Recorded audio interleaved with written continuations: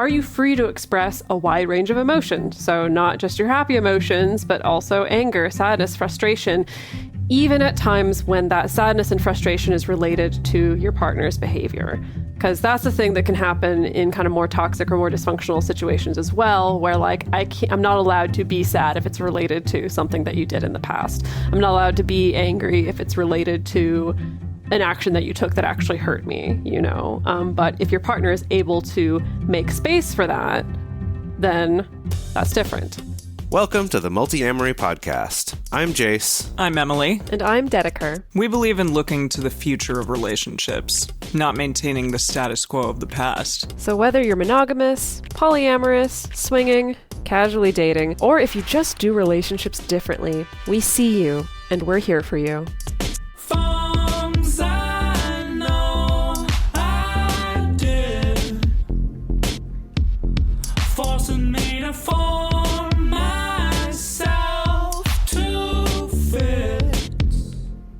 On this episode of the Multiamory podcast, we're talking about changes.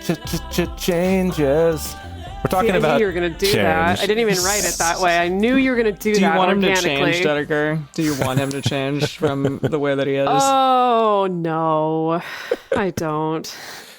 It's a commonly repeated refrain that you can't date someone hoping to change them. But at the same time, as human beings, we do change frequently over the course of our lives and relationships.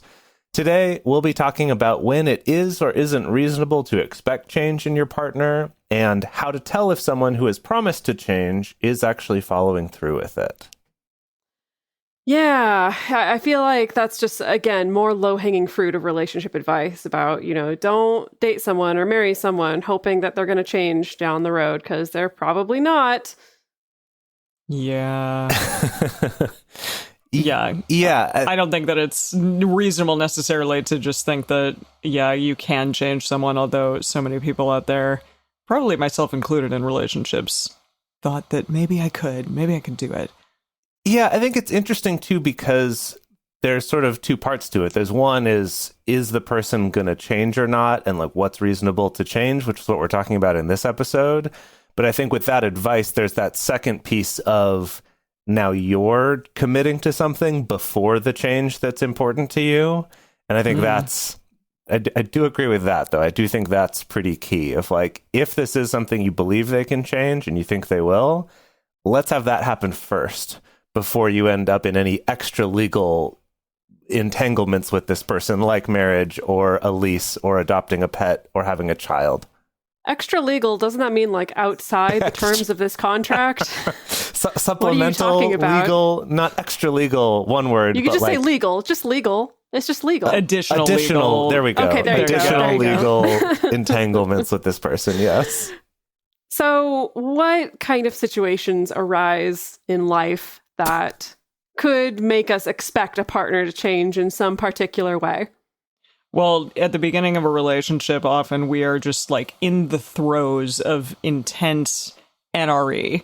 And it can make us feel just totally amazing in the moment. And so if you see like little red flags or like weird behaviors or something along those lines, it might be easier for you to believe that eventually those might just go away, or you can deal with them later or something along those lines. You can like kick the can down the road a bit. So that might be a thing. It might be an instance where you're like, maybe they'll change, or I don't know. I'm not going to worry about it right now because I'm so in love with you and I'm so obsessed with you, etc., etc. Right. Yeah, there might also be times like areas of incompatibility, like little things or bigger things, depending on what you believe. But we talked about this a little bit in episode 243, our compatibility episode. But things like timeliness or cleanliness, how you handle your money, what you want to do in sex or how often you want to have sex, life goals, personal values, stuff like that. You might be tempted to think like, okay, this will change eventually over time, or I can change my partner's views on these things, or I can get my partner to be less not punctual. What's the opposite of punctual? Late? Tardy? Just totally late. Tardiness. Tardiness, Right. yes. And then this is a big one, especially for what we like to talk about on this podcast, which is a person's definition of fidelity, or like even how into monogamy or non-monogamy one might be. If they want it in their life, if they say like, yeah, that's cool, like you have other partners and I'm starting to date you and I've never been non-monogamous before, but I'm fine with it, no problem. But eventually I'd like to maybe be monogamous with you. Yeah, and that hoping that like that'll change. Right. I think that can go on both sides, right? It definitely goes on both sides, for sure. The cowboy and the cowie. The cow? The cowboy and the cow, yes. That classic, that classic fable about the polyamorous and the monogamous person trying to change each other. Well, but I do see that on the flip side all the time. With people who are like, okay, well, I'm okay to not have a non-monogamous relationship now. I would like that in the future. Yeah. And even though my partner has given me zero indication that they're going to feel good about that in the future, I'm still going to kind of hold out hope that at some point in the future we can do that. And sure, some people can pull that off. Some people can also pull off, kind of the future monogamy thing. But with some people, it's less of a preference and really more of kind of potentially an incompatibility. Yeah, it might be someone's identity and the other person is like not okay with that. Yeah. Yeah, I think it's the difference between I know that I'm okay with eventually doing what my partner wants versus I'm going to stay with them hoping they're going to change to come around to my way of thinking, even though they've not indicated that they actually want to do that. Even if they're like, well, I don't know, maybe, who knows what I'll feel later. Like that's still not saying, yes, I want to change. And so maybe that's something we can talk about as we get into this. Okay, so it could also be smaller things like annoyances and irritations, maybe related to some of those key incompatibilities that Emily mentioned. But it could also just be, the little idiosyncrasies about how they, leave their water glass out, or where they like to put their computer when they're not using it, or, any number of little things. Like looking at Dedeker and thinking about things that piss you off about her? No, that's the computer one is one she gets mad at me about. I see. Okay. Amazing. Yeah. So, I mean, of course, there's like those everyday things that I think a lot of people can relate to, especially if you live with someone that, that's part and parcel of living with someone is you also get exposed to all their weird little habits. Quirks. Their weird little quirks, that are maybe weird or annoying or frustrating or any number of things. Another situation where we might be expecting a partner to change could be if there's been some kind of boundary violation, both intentional and unintentional as well. So, I mean, an example I came up with was maybe you've expressed to your partner, I don't really want to be touched in this particular way during sex, but your partner either intentionally or unintentionally maybe keeps doing it. And so that's a situation where you would probably pretty understandably be like, I want them to change what they are doing. Right. And of course, also, if you're in a situation where there's any kind of like toxic or abusive behavior, we're going to get more into the nitty gritty of that later on in the episode. But that's another situation where, quite understandably, you'd probably be hoping that a partner would change. Yeah. So let's get into, I guess, let's just get started, right? Yeah. I mean, so is it ever reasonable to expect a partner to change? Or do we need to just live by the old adage of like, don't expect anyone to change? Ever, don't ever get your hopes up. It reminds me a little bit of a joke that I heard on that old 90s TV show, The Pretender. And the psychologist this character... This is well before our time. This is probably before your time, yes. Yeah, I have no idea what you're talking about, Jase. Well, it's called The Pretender. Anyway, not important. But the character who is like the psychologist on it, at one point, he says, he gives the joke of how many psychologists does it take to change a light bulb? One, but the light bulb has to want to change. Yeah. That's a good one. I think that kind of fits here, where like, is it reasonable to expect your partner to change? Maybe depends partly on whether they want to change. Yeah, so that is part of it. We will get into it. I think the ultimate answer is that yes, there are times that it is reasonable to expect a partner to change, but it highly depends on the context. And we've gathered a little list of some things that are probably okay to ask for or expect within a healthy relationship. Yeah. So number one is change in actions. So this is, could relate to the things we talked about with where they leave their computer, where they set their glass when they're done with it, doing certain things around the house, or maybe not doing certain things around the house, wanting check-ins at a particular time, something like that. Something that's sort of a concrete, tangible, individual action of like, I would like this to change. I'd like this to be different. That could be a reasonable thing to ask. And we talk a lot about communication on this show, and I think that can kind of go in this category too, like a change in a communication approach, whether that's talking about the Triforce in a specific way, and we are going to talk about that a little bit more, or even just adding in a radar and like making it monthly and really sticking to that, a particular check-in that you have just to make sure that everything is kind of flowing well within your relationship, stuff like that. I think that it's reasonable to ask for that and to stick by it. Yeah, I think it's reasonable to ask for like, hey, can we work together to kind of change our communication approach to each other a little bit? Maybe we can't completely overhaul the ways that we're naturally inclined to communicate, but we can make requests of our partner of the things that may make it a little bit easier to communicate and kind of get our meaning across. It's also okay to ask for and expect compromise. So as in working together with your partner as a team toward coming up with solutions that honor both of your needs. So as an example, maybe it's like, okay, I know that you consistently stay late at work on Wednesdays, and I know that you actually really love your work and it's really engaging. And so how about like, I'm okay, I won't give you a hard time for staying late at work on Wednesdays, but maybe can we make that a regular day where we get lunch together during the day instead of hanging out in the evening, or whatever. Like, it's totally reasonable to also expect that you and your partner can work on compromise that will help make a healthy change in your relationship. Things like changes of opinion or outlook, this is an interesting one because it really only works if you and your partner kind of share similar basic values. But if you can discuss or debate ideas where you differ in good faith, that can be a good thing. And that's an interesting one, yeah, because I don't know, people can have like totally opposing opinions and still like be able to function well together.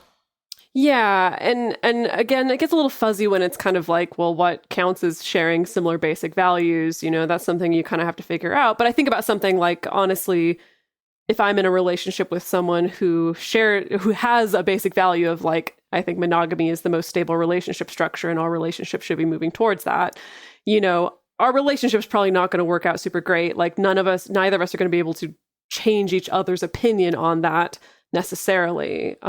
However, if I'm in a relationship with a partner where we share more values about non-monogamy or polyamory, about the way that, how those things make relationships better potentially, then it may be safer for us to talk about the minutia of, what do we feel about unicorn hunting? What do you feel about casual sex? What do you feel about sex positivity, sex negativity? And it's okay for us to differ on those things and kind of have friendly debate.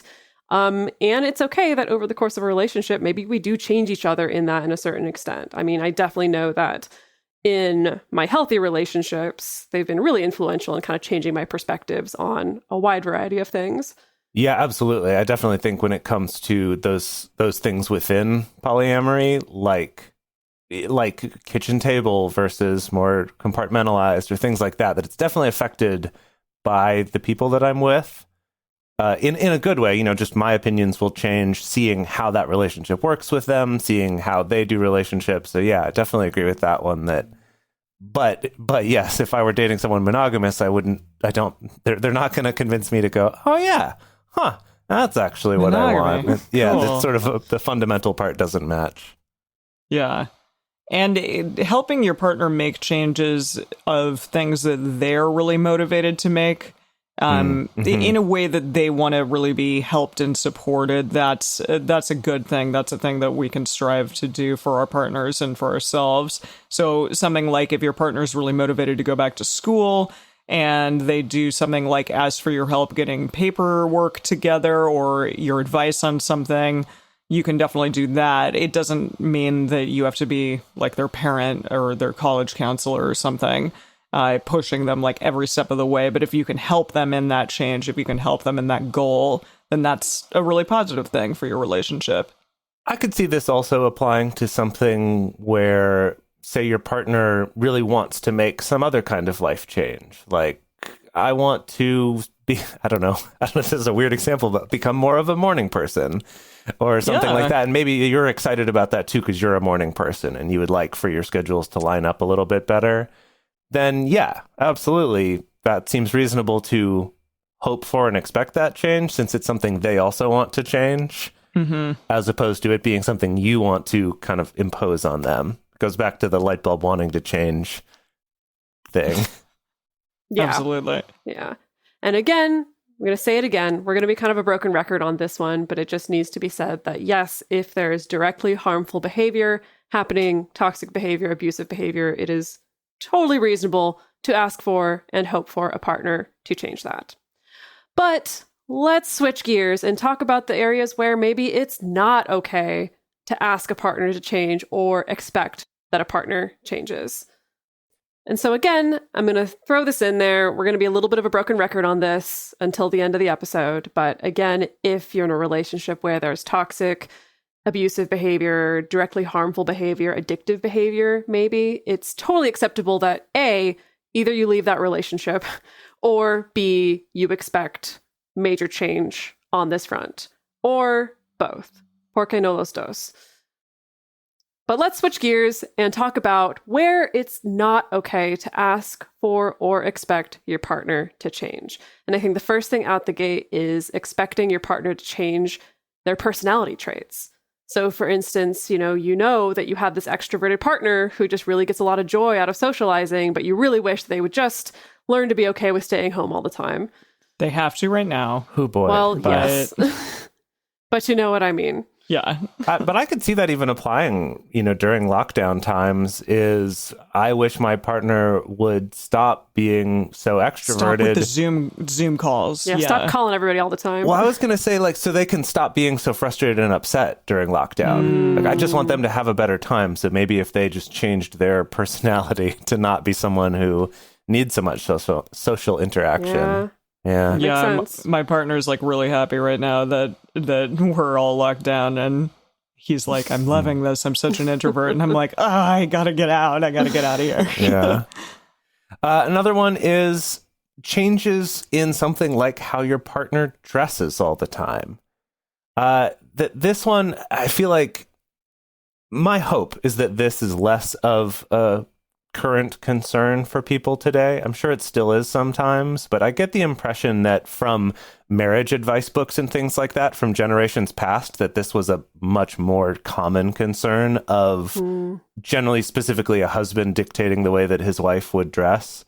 Whoa, in what fashion? I mean, whatever. I've been there. Of fashion, I've been. I don't in like that... when you wear those outfits that are so low cut or something. Oh yeah, no, I've dated someone who said that to me once. It wasn't about a low cut outfit, but it was about, I think, wearing a skirt that was too short. And I'm not in that relationship anymore. Yeah, well, that's good. Yeah. That was years ago. I guess it does still happen in modernish days, but I hope that's less of a thing. The way that I think about it now is I think about it more of, looking at your partner and being like, oh God, they just dress like a slob all the time. I see, or like a nerd, or they don't put any effort into their appearance. And I'm really frustrated with that, stuff like that. Yeah, that I think that one kind of, it goes into that territory of, if that's something they also want to improve, then yeah, that's reasonable to expect some change there. But if it's not something that they want to do, that's not your business to get them to change that. And that's something you need to evaluate for yourself if you're okay with being in that relationship. Yeah, no one wants an unasked for personal stylist at the end of the day. It's also not reasonable to expect your partner to completely change or abandon their circle of friends. And I'm going to take this and extend this to, if you're non-monogamous, it's also not reasonable to expect your partner to completely change or abandon other partners. It's probably not reasonable to expect your partner to completely change and overhaul the kind of relationship they have with other people. And again, this is a tricky one because it's also so context dependent, but it's the kind of thing where, if you're not getting along with a partner, you're not getting along with one of their friends, that's a situation where it might be better to put up personal boundaries or kind of collaborate rather than kind of expecting or demanding, okay, you can't hang out with this friend anymore. Yeah. And similar to that is expecting your partner to change their relationship orientation, like we talked about, non-monogamous or monogamous, or their sexual orientation. Like, I really want my partner to become bisexual. If that's not something that's fluid to them or that they also want, like, this is absolutely not. You cannot expect this. You will not get this. No one's going to be happy if you do expect that or think you'll only be happy once they get there. Stop. Give that one up right now. Yeah. It's also not okay to expect major change in what your partner eats. Again, if this is not something that they are interested in changing, food shaming anybody is not great. Even though I come from a long family line of food shaming. Oh, me too. And I have to try hard to hold back that habit. Me too. Yeah. But again, similarly, no one wants an unasked for dietitian. And right now, like, a lot of people are enjoying food and enjoying that comfort, and it's like, allow it. Like, oh, you mean like doing lockdown stuff? Yeah, exactly. Yeah, everyone's relationship to food and stress eating is really coming out of the woodworks here.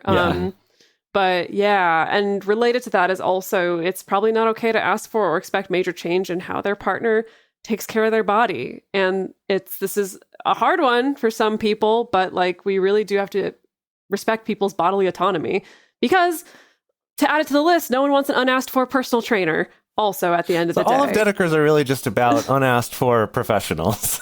Yeah, no one wants an unasked for professional. Right. We only want professionals we've consented to or that we've invited in. Right. So things like on-demand change in your partner's sex drive, yeah, that's not a good one to expect. It's interesting to say on demand. Well, I mean, yeah, it's like, hey, or if somebody comes to you and is constantly, I want to have sex, I want to have sex, I want to have sex, or you're asking for it too much on the other side, and like, I wish that you would just be less into it or more into it. Right. Oh, see, I thought you were going for on demand as in there's sort of the overall change of I want my partner to want different things sexually or more often or something, and the other of like, I want you to change right now in this moment into someone who wants to have sex right now or something. There's kind of both, right? Yeah. You know, kind of both. That's why I thought you were saying on demand to kind of emphasize both of those. There's like the short-term changes and the big long-term. Well, okay, I wrote like the on-demand change specifically because I realized that like in relationship, like, and just as human beings, all of us have fluctuations in sex drive. Those of us who are sexual, you know, we have natural fluctuations that happen over the course of our lives, depending on the season of life, depending on the day, depending on where you're at in your menstrual cycle, depending on what hormones you're on, you know? And so it's the kind of thing where I don't want to tell somebody you are stuck the way that you are and don't expect that's ever going to change as far as like your sex drive is concerned. But I do just wanted to point out that like, counting on that or expecting that that's going to happen or expecting that that's going to happen to like, you know, the timeline that you want for your partner is probably just going to cause some sadness and frustration for you both. Yeah. And also on-demand change in your partner's current emotional state.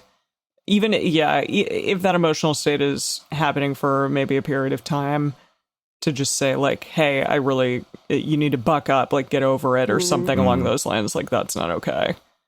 Yeah, again, this is also a tricky one because it's like, let's say your partner is really, really angry. You can ask them to be like, hey, can you lower your voice? Hey, can you not stomp around? You can ask them to change their actions, but you can't ask them, hey, stop being angry. Get over it. Yeah. There's a difference there. Good distinction. Behavior versus the emotion itself. Because, Yeah. And then ultimately pushing a change on your partner that you want rather than what they want. And that kind of goes along with everything that we just talked about. Like, I want my partner to dress better, so I'm going to buy him a bunch of clothes and expect him to wear it or something. Or like, anything along those lines. Just like a change that is not something that they're excited about, but that you really want to happen. That's probably not okay. Yeah. And again, even this list is kind of tricky because in all of these areas, it could still be reasonable, again, to ask for actions to change, to ask for a compromise, or for you to put up a boundary in order to protect yourself. So, for example, with the clothing or the way your partner dresses, for instance, you know, maybe you'll be in a situation of like, okay, I know that you really don't like wearing button-ups, but, you know, since we're going to go to my family and they like getting formal for the holidays, do you mind putting one on just for today on Christmas Day, you know, just for today. You can make that request. Your partner could say no, could be like, no, sorry, I got to go in a t-shirt and jeans. That's my most comfortable me. You know, but you can make the request. Or, for instance, you might need to put up a boundary. So, you know, let's say you have a partner where they have a friend that comes over that talks about politics and it's really upsetting to you. And so instead of it being, hey, you can't hang out with that friend anymore, or hey, I don't want you talking to that friend anymore, maybe it's like, okay, yeah, when that friend comes over, I'm happy to hang out. But if politics comes up in the conversation, I'm just going to politely excuse myself and go, I don't know, putter around the kitchen or something, you know? And then there's your personal boundary that doesn't involve needing to expect your partner to change their relationship with your friend. And then with the sex one, you know, maybe you can come to your partner and make a request or ask for a compromise of like, hey, sometimes if I approach you for sex and you're not in the mood, I feel kind of sad or a little rejected. And so when that happens, would you be willing to maybe give me a hug, tell me that you still think that I'm sexy, tell me that you like the way that I look, and then that can be the end of the interaction, you know? That's and again, a nice one. Yeah, your partner could say no, they could say yes, they could say, actually, how about we try this, you know? But again, that's kind of asking for a change that isn't requiring them to completely fundamentally change their sex drive or who they are as a sexual being. Yeah. No, those are all great examples of ways you can take the things, like if you have frustration over something that's on that list where we said, this is probably not a reasonable thing to expect someone to change, there might still be something related to it that you both could collaborate on to make that better for both of you, though. Yeah. So in our second half of the episode, we're going to be moving on to talking about, okay, what do you actually do when you find yourself in a situation of really wishing that your partner would change something? But first, we're going to take a break to talk about the ways that you can support this show and keep this show coming at you for free every week. So let's say you're in a situation where you've identified, okay, I really wish my partner would change X, Y, and Z. What do I do about it? Do I just collapse and assume they're never going to change and I can't do anything? And so I just like slide into years of resentment and misery in the rest of my relationship? That's Sounds the wrong great. answer. That's not correct. So first, we're going to lay out some things for you to think about and some things for you to try as well. The first thing that you can do is change your focus. So shift away from focusing on what your partner is doing or the way that they are being, and take a little time to focus on yourself with curiosity. So you can ask yourself some questions like, what might be triggering me here? Does this situation remind me of something from my past, from my childhood, from a previous relationship? Do I need a boundary here? Could I ask for something here? Am I bringing in any kind of assumptions or expectations? You know, so I think it's really good to at least take a little bit of time of examining kind of what's going on and getting kind of your thoughts and feelings in order. And this isn't necessarily for the purpose of just talking yourself out of your annoyance or talking yourself out of your feelings, but just to get some more clarity and some more information of what's going on inside you. I think part of that, too, is that then when you do have a conversation and talk about compromise, if you've spent some time exploring what's really at the root of this for you, when compromises are proposed, you'll be much more equipped to identify, no, actually, that's not going to address what's really going on here for me. Or, yeah, that actually will. Or let's change it this way. So let's bring in an example to work with. I know, Emily, you talked about the example of, you said that you've talked to so many people lately that have a particular communication complaint in common.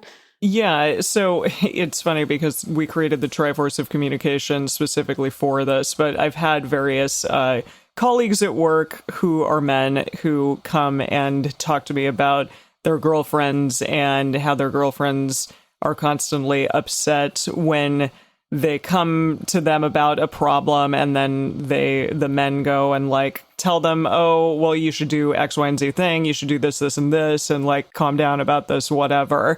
And the women get really upset about the fact that their partners were giving them advice rather than just kind of, you know, being there for them and being happy to kind of be sweet to them and poor baby them and be like, yeah, that sucks. I'm sorry that you're going through this. And yeah, this is definitely one that is kind of a tale as old as time. This happens to a lot of people, but I've seen it happen recently. And so that's potentially a thing that you could ask for change on, ask for a communication style change on. Yeah, so let's think about this from the perspective of, like, let's say you're the partner where you kind of have an issue with, like, how your partner communicates with you. Your partner jumps to T3 all the time, jumps to advice giving just right out the gate, and it really bums you out. And so then, yeah, you can ask these questions of, like, you know, what is triggering me here? Is it, you know, because I'm missing out on empathy and validation? Is it because it reminds me of every single relationship I've ever had with a man? Is it because sometimes it feels mansplaining? You know, could there be a boundary here? You know, stuff like that. You can get really curious about what's going on first. So next, after you've spent some time evaluating things for yourself, if you feel the need to complain about something, do it without blaming or shaming. So blame puts the other party immediately on the defensive, and shaming or criticizing someone into change doesn't work. And it's shitty. Even if you don't mean it to be, it's shitty. I would recommend checking out episode 232, Criticism, and episode 281 and 282, which was our 2-part series on shame, if you really want to... Shame and end shame. What was the first one? Yeah. It's like Shame Origins and Shame End Shame or something. Yes. You came up with that. It was good. It was good. Yeah, so Dr. John Gottman says, people can change only if they feel that they are basically liked and accepted the way they are. When people feel criticized, disliked, and unappreciated, they're unable to change. Instead, they feel under siege and dig in to protect themselves. I think this is so interesting. That idea of, if you really want your partner to change, being okay with them as they are now is going to be a more effective way for them to be able to change, which is a little bit of one of those mind paradox that's things. That's good, though. It's real good. Yeah. But an example of, you know, how you would not want to go about this is going to your partner, you know, with your communication complaint and being like, you act like you just know everything, and so you hop straight to giving advice, and you don't know everything, and you can't just spend your life acting like a know-it-all, and it really pisses me off. Probably not going to set a foundation for actual effective change. No. I would say a good example then on the other side is if you're the one giving advice and you're sick of your golden advice being shat upon by your partner, that similarly a bad approach would be to come in and be like, you need to get your shit together because I'm giving you how to fix this. You need to stop complaining and start fixing your problems. And I'm trying to help you with that. That's also not a good solution for getting the change that you want. Yeah, that's shaming your partner on the other end for sure. So on your end, you should seek to understand before being understood. This is a really big one because this can be done with things like open-ended questions. And those are asked with compassion, with good faith about your partner's background, about their dreams, about past baggage or pain, what may have happened in their childhood, stuff like that. Maybe their way of thinking, if they have like kind of formulated a big opinion about a specific thing and like this is fundamental to them, then ask them about it. If family of origin, stuff like that, that's huge because I know for myself, if something has come up, even about like the dishes or whatever, and it's like, hey, my, parents really scolded me as a kid about the dishes. And so when you did the same thing to me, I felt really defensive and really hurt by that.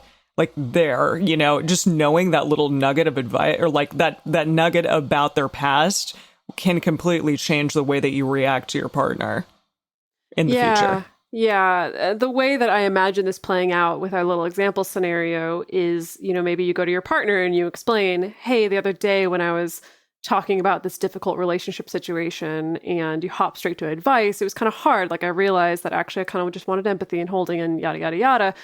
And as you have the conversation, it's like maybe you can get some new understanding when your partner tells you like, oh yeah, you're right. But when I heard what you were going through, I realized I've been through the same exact thing and I really didn't want you to go through this same thing. And so that's why I hopped straight to telling you, you need to go see a therapist or, whatever it was. And while that doesn't mean that it excuses your partner or that means that you don't want them to change their communication, but it can help just generate more understanding and more empathy in the situation, which is going to lead to ultimately a better conversation.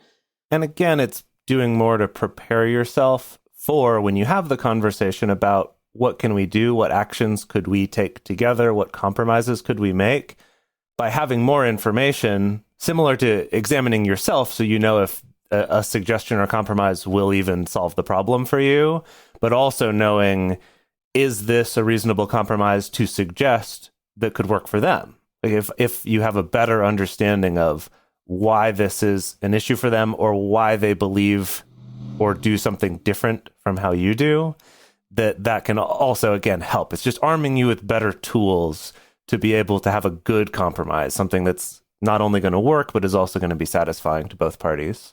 And ideally, when talking about this stuff, you should be offering empathy and understanding, even if you don't agree with your partner's way of thinking.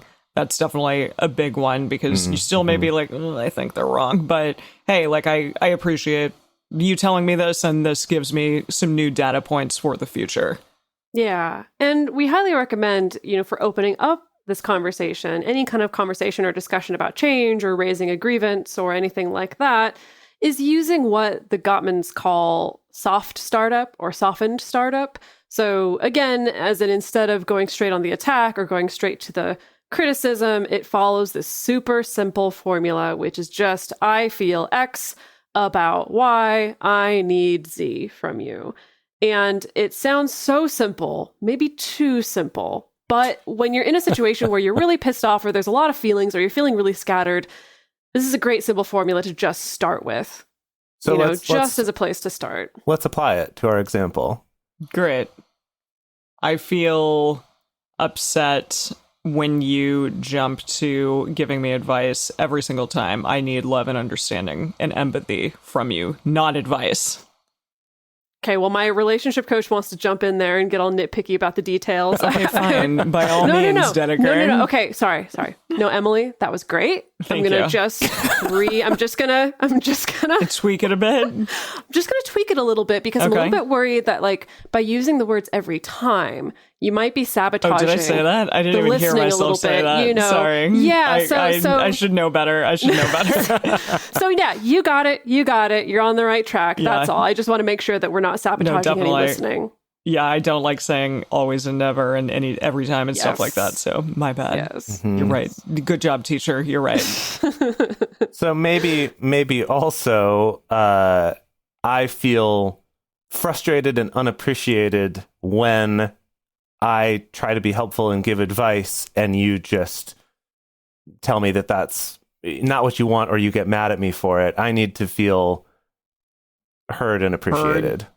Yeah. And so, too bad. Jeez. I also recommend people, I'm usually pushing my clients toward what I call an affirmatively stated need rather than a negatively stated need. So as in, instead of telling your partner, I need you to stop doing X, Y, Z, I need you to not do X, Y, and Z, see if you can reframe it to be something that's additive or affirmative. So as in, I need you to ask me before you give advice. I need you to ask me what it is that I'm looking for. Or I'd like you to ask me specifically, what Triforce am I looking for before responding when I'm in pain? Things like that. Yeah, that's great.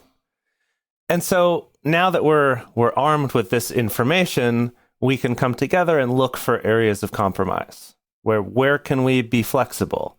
Where can we get creative? Maybe instead of doing it my way or your way, we pick a new third way that's maybe silly. Maybe it's a ridiculous way to do it, but that still could solve your problem and could become sort of a fun little in-joke in your relationship. Also, along those lines is, where can we experiment and try something temporary? What if we try this new thing we're going to do for a week or a month or however long? So having something like a regular check-in, like Radar, to have a regular monthly check-in, can be a really great way to do that. It's, okay, let's make a plan now. Let's talk about a compromise. Let's brainstorm ideas, decide to try something with the understanding that we're only going to try this till our next Radar.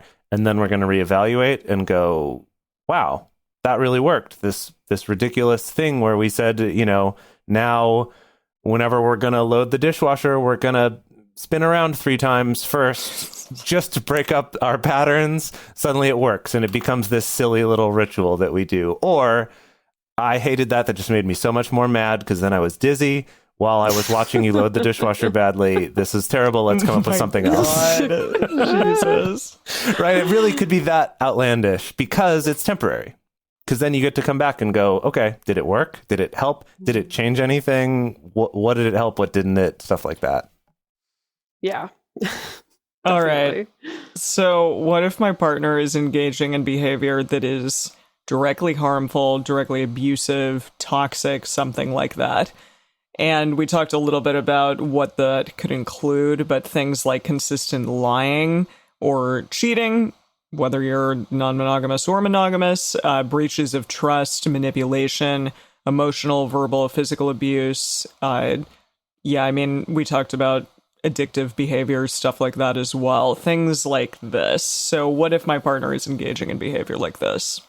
Yeah, and I want to just put it out there that we're going to be referencing some information from this fantastic book called Why Does He Do That? By Lundy Bancroft, where he goes in great detail about, specifically, he's specifically looking at straight up abusers and straight up abusive relationships and kind of giving some ideas of like, can you expect them to change? How do you know that they're actually changing? What needs to happen for them to change? So a lot of our resources that we're covering in this section are from that. So go check it out.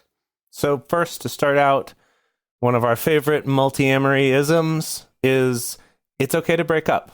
I just want to start this whole section with that. Also, if this is what's going on, while yes, you should expect and demand change, also you're the one who could get out and leave and break up, and we will love you for it. And it's a 100% valid option, oftentimes the best option. So just don't forget that's also okay. So just need to get that out of the way. Need to get that out of the way first, that it's okay to just leave the relationship. Yeah. So if you're in this position, some important things to remember. One of which is that major change in behavior in this area often requires extrinsic motivation rather than Excuse me? Extrinsic rather than intrinsic. Okay. So external rather than internal? Essentially. So intrinsic motivation is kind of like, I'm doing something because I just feel like it's fun to do. It makes me feel good to do. It's worthy in itself to do, So maybe it's something like, I don't know, I think about like my meditation practice. There's no one out there encouraging me to do a meditation practice or threatening me to do a meditation practice or anything like that. I'm just doing it because it seems like a good thing for me and I like it. But again, this kind of major behavioral change often requires extrinsic motivation. So that means that the change is motivated externally to achieve something good, like having a better relationship or a happier partner, or to avoid something bad, like my partner breaking up with me, for instance. And so that's just to say that, like, if you're in a situation that's kind of toxic in this way, it's unlikely that your partner's just going to wake up one day and realize, I should be a better person. Really, I'm going to change the way that I behave. That often, with these kind of dynamics, it requires much more direct extrinsic motivation. And another thing to remember is that change shouldn't be vague. It should be highly specific. So as in, a person is changing if you can clearly and specifically see evidence of the change, not just a rough assumption that they're changing or a hope that they're changing. If your partner has told you, okay, yeah, I'm going to change this, and you are still full of question marks and you really can't see or feel any evidence of it, that's probably not an indicator of real change. Or yeah, maybe, and along the... So I was just going to say, maybe if you say, yeah, I feel like they might be changing, and your friends go, how? And you can't answer that question, that's a good indication that you need to get more specific so that you can know if this is really changing. Yeah, and you may, though, get a bunch of advice from people like your friends or your family or your metamors if you have multiple partners, your other partners, stuff like that. But you are the only one who will have, like, the best sense of what real change is, not necessarily all of those people potentially giving you advice. Yeah. Yeah. So, this comes up where people can be in a situation where this kind of toxic partner's family members goes to bat for them of like, no, they've gotten a whole lot better than when I first knew them. Or maybe your metamor is like, oh, no. I mean, I feel like they're really changing in my relationship. Like, you should give them another chance. You should stick with them. But it's important at the end of the day that it's like, yeah, you have the best sense of whether the needle has actually moved or not. Mm-hmm.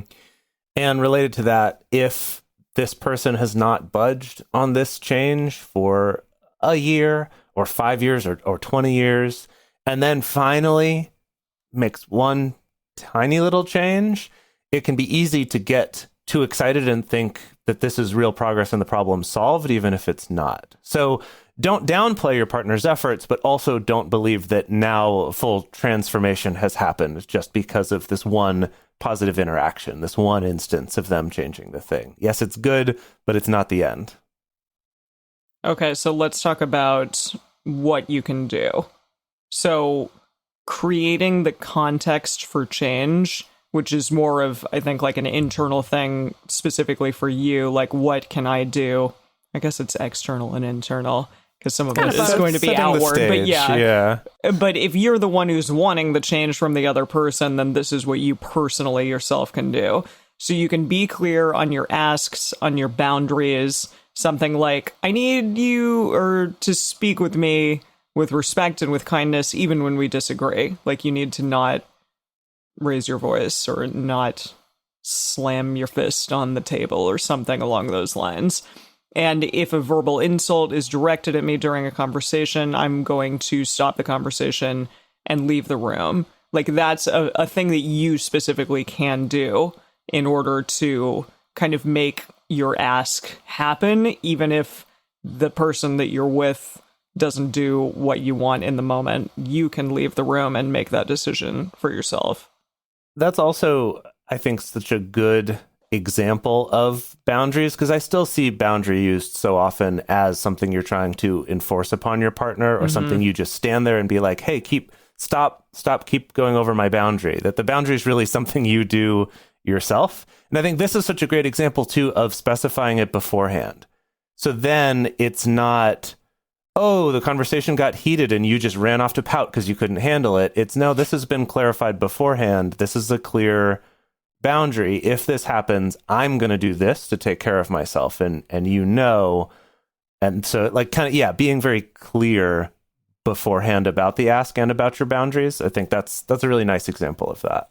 Yeah.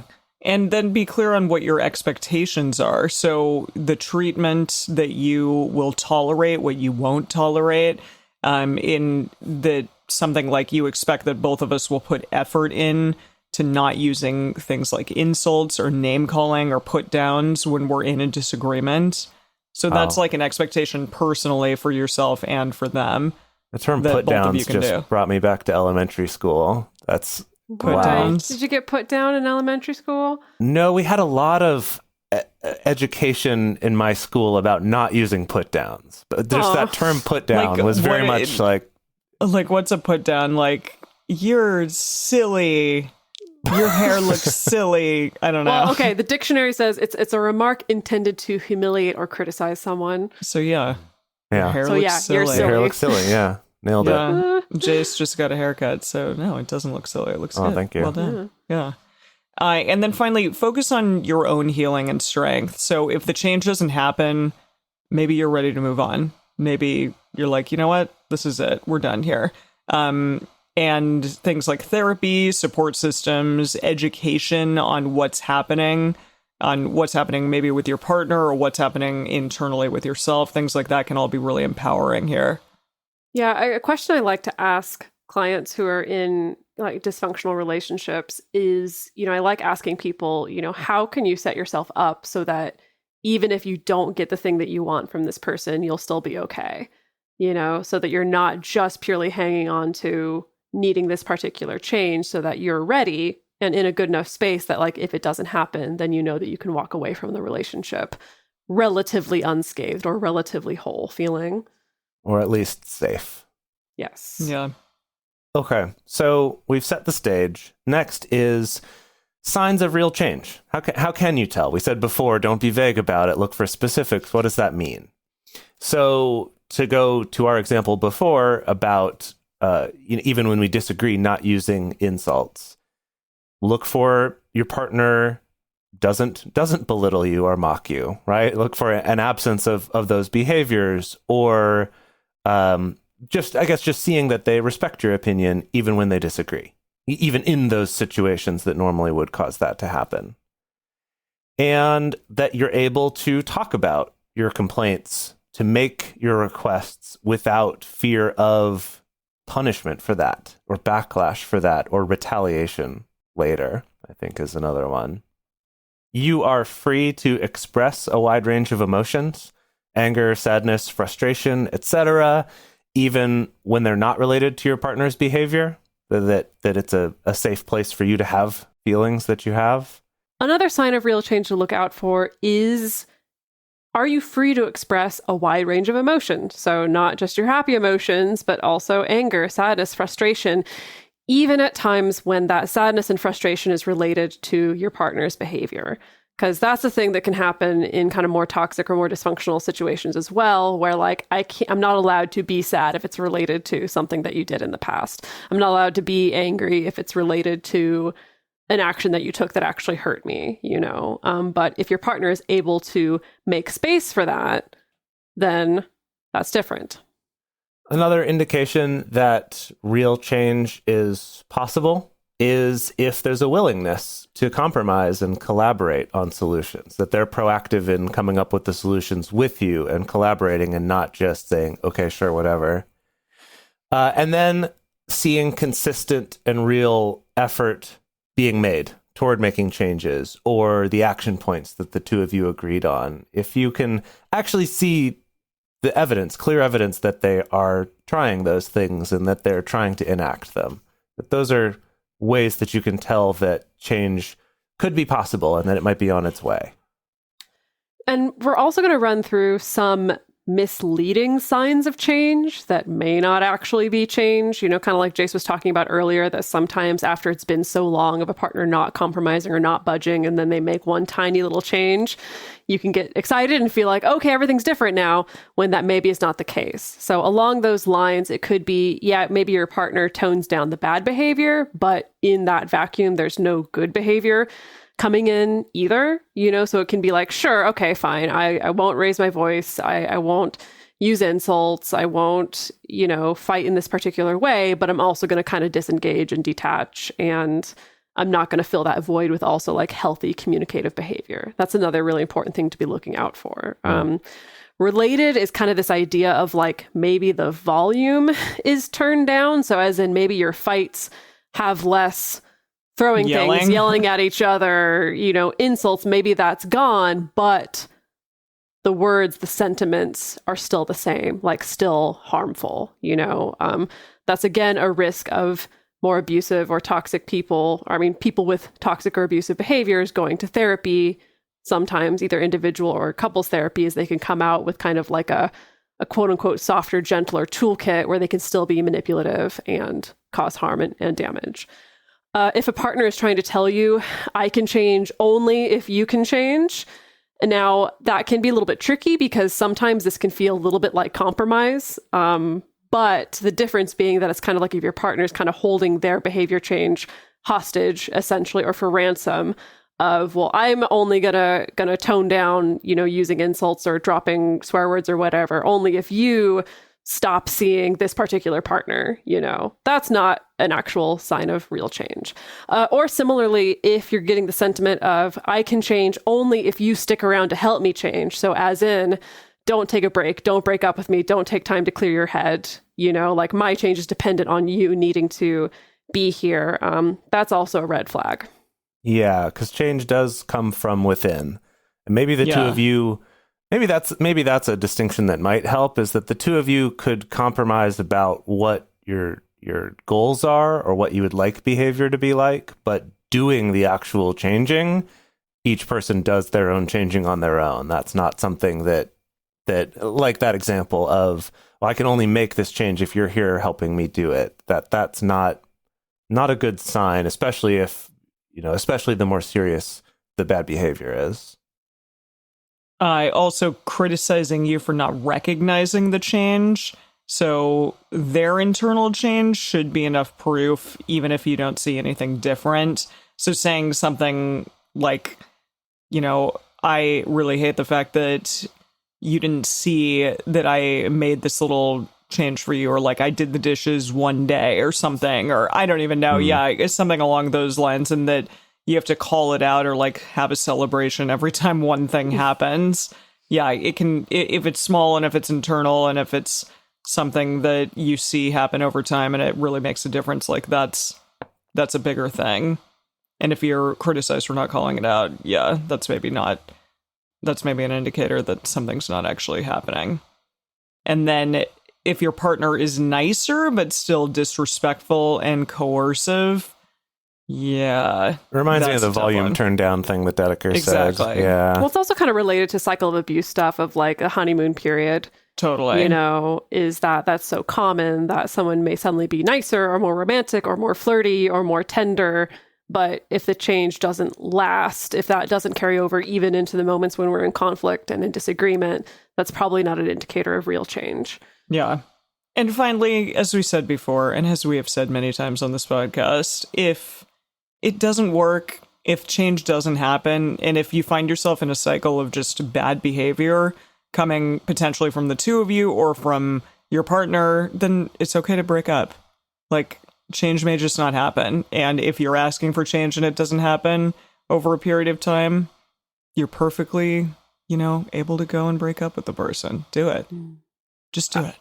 I always love to remind people, too, that even if we're not talking about abuse here, right? Like, there's plenty of reasons to break up with someone that's not abuse and that's not them being a bad person. It may just be an incompatibility with you, too.